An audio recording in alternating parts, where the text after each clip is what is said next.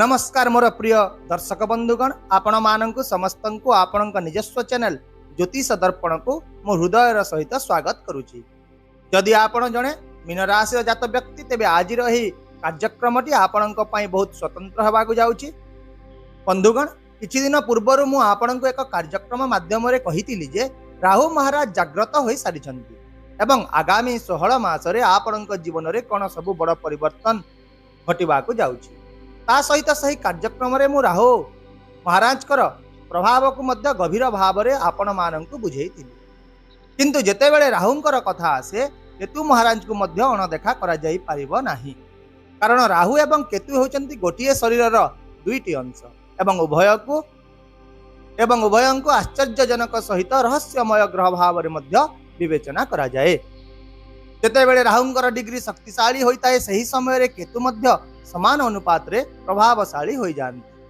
यही कारण आज आम यही वीडियो माध्यम रे केतु महाराज स्थिति को सेतिकी गंभीरतार सहित बुझिबा जेपरिक आम राहुंकर प्रभाव को बुझीथि।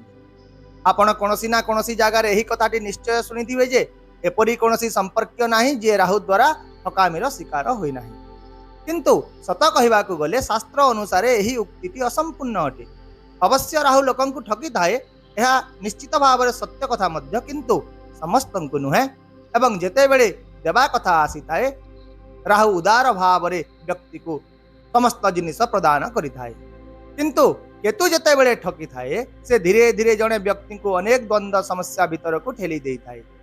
राहुंकर तो मस्तिष्क रही, तेणु व्यक्ति को भूल करबा परे मध्य सेतिरु बाहर को जिबार रास्ता देखाई थांती, किंतु जेते बेले केतु जने व्यक्ति को निज जाल रे फसाई दियंती सेते बेले से बारंबार सही व्यक्ति को सही समान स्थिति रे ही रहिबा को दियंती, सेतिरु बाहरिबा को देई न थांती, जहा फल रे प्रायतः सेतिरु बाहरिबार कोनोसी संभावना देखा जाई न थाए।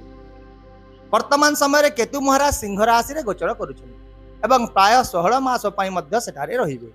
तेणु एही समय आपणक पई अत्यंत गुरुत्वपूर्ण रहिबो, कारण एहा हेउची आपणक कुंडलीर षष्ठ घर, जहाँकि चाकरी, प्रतियोगिता, रोग, ऋण, शत्रु एवं मकदमा सहित जड़ित घर होता है। जेते बेले केतु यही घरे गोचर करती सेते बेले व्यक्ति को जीवन में किसी सतर्कता मध्य अवलंबन करने अत्यंत गुरुत्वपूर्ण होता है। तेबे प्रथम एठारे केतु कार्यस्थल रे हठात अप्रत्याशित परिस्थिति गुड़िक सृष्टि करेंगे। तेणु आगामी मास गुड़िक आपण निजर बॉस किंबा सहकर्मी सहित कौन युक्ति किंबा द्वंद्व को एड़ाइबा अत्यंत गुरुत्वपूर्ण है। आपण को केवल काम उपरे ही ध्यान देवा पड़ो। जदिओ आपण को प्रशंसा मध्य मिलूना, तथापि मन रखु जे जदि आपण निजर सर्वोत्तम एफर्ट प्रदान करुछंती तेबे ताहा ही आपण प्रशंसा है। द्वितीय है जदि संपूर्ण आवश्यक न हुए तेबे एही समय मध्य आपण कोनोसी प्रकार ऋण नेबा ठारू दूरे रहंतु, कारण एही ग्रह प्रायतः अधिक आवश्यकता जोगु व्यक्ति को ऋण भीतर को ठेली दे थाए, जहाँकि परे मानसिक चाप सृष्टि। तेणु आवश्यक स्थले ही ऋण नियंतु, नचेत से गुड़ी को एड़ाइबा आपणक पई बहुत भल रहिबो। तृतीय कथाटी हेउची कोर्ट कचेरी मामला एवं विवाद। एही घरे केतु अवस्थान करबा जोगु से जने व्यक्ति को जटिलता भीतर को ठेली दे थाए। यदि आपणकर अन्य कहार विवाद रे पूर्व हस्तक्षेप करिवार अभ्यास रहिछि तेबे ताको एड़ाइबा को चेष्टा करंतु। काहाकू गारंटी दियंतु नाही, कहा कथारे मध्यस्थता करंतु नाही, टंका मध्य काहाकू सुपारिश करंतु नाही, किंबा कोनोसी कारबार रे मध्यस्थी होंतु नाही। ये सब आपण को विशेष भाव रे एही समय रे असुविधा रे पकाई पारे। तेणु मन रखंतु एही समय रे कहार विवाद रे हस्तक्षेप करंतु नाही किंबा मध्यस्थता मध्य करंतु नाही।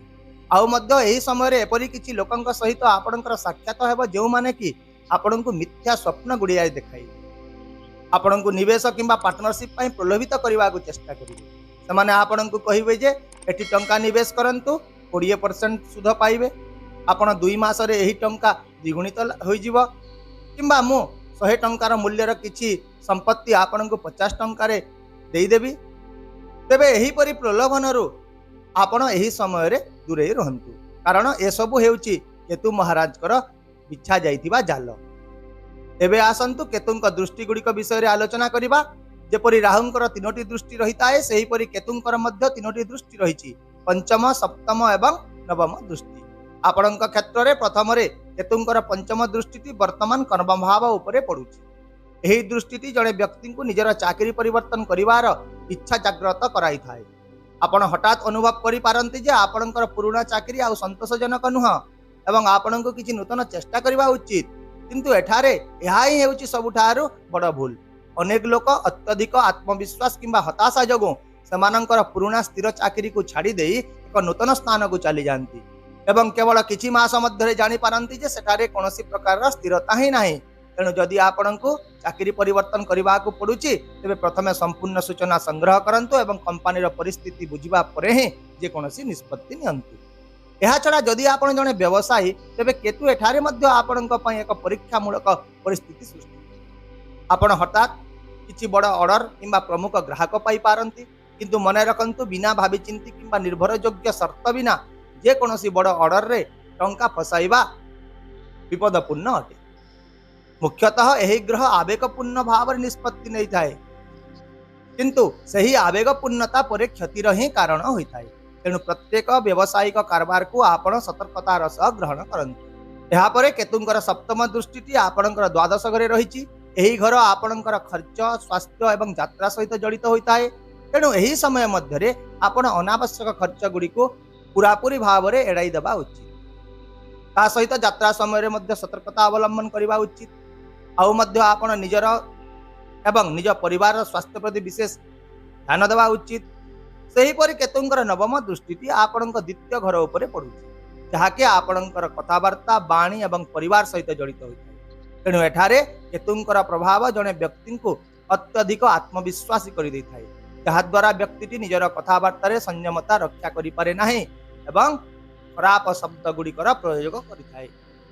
तेणु कथावार्ता समय रे आपण संतुलन बजाय रखନ୍ତୁ। या सहित छोट छोट भूल बुझामणा गुड़िक जेपरि संपर्क रे दूरता सृष्टि न करिव सेति प्रति विशेष सतर्क रहନ୍ତୁ। एही समय रे मुख्यतः एही पांचटी पॉइंट जहाकी हला कार्य किंबा कर्म क्षेत्र रे श्रृंखला, अनावश्यक ऋण, अनावश्यक विवाद, लोभ, कटकट स्थिति एवं कथावार्ता और परिवार रे संयमता।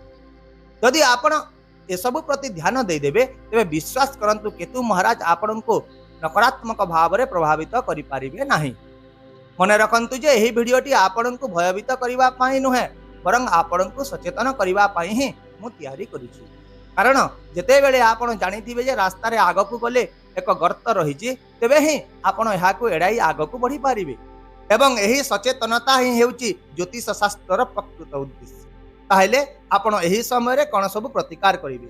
एही समय रे आपण प्रतिदिन ओम केतवे नमः मंत्र जप करंतु, गणेश चालीसा पाठ करंतु।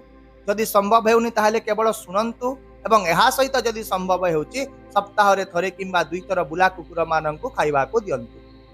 जदि आपण विदेश रे रहउचंती तेबे प्रति मास रे थरे एक पशु कल्याण संगठन को किछि दान करबा को मध्य विचार करंतु। ताहले बंधुगण जदि आपण एही छोट छोट प्रतिकार गुडी को ग्रहण करी एवं एही पांचटी पॉइंट को मने रखी चलिबे तेबे निहाती भाव रे आगामी 16 मासर समय आपणक पई आशीर्वाद साब्यस्त।